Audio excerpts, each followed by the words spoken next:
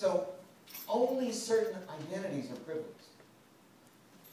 And what you see might not be what's going on in my head. Like being a woman might not be the most important thing to you, or being college president, or being a Roman Catholic, or, you know, whatever.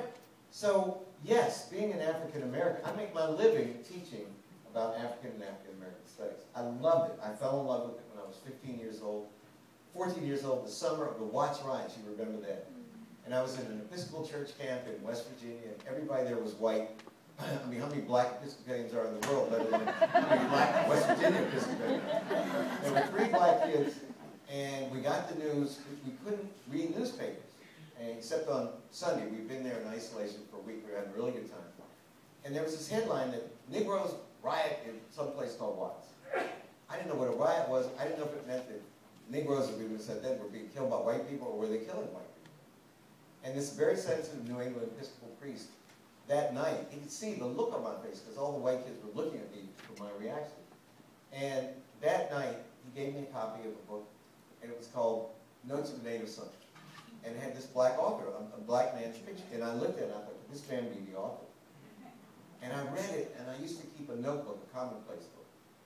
And that night, I would transcribe any beautiful passage that named something that I felt but hadn't articulated. I would write it out longhand.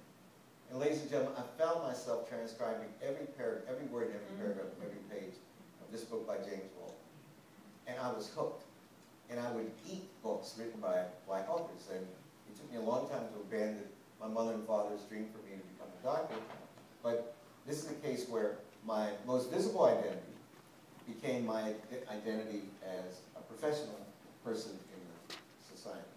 So to wrap up, I think that it's very important that we celebrate our various identities, our ethnic identities, our religious identities, but it is important for us as academics to teach our students, particularly those who define themselves through those identities, that the more important identity is to be a citizen of the world, to be cosmopolitan, is to be a human being, is to transcend the specificity of one's identity and empathize across these identity barriers.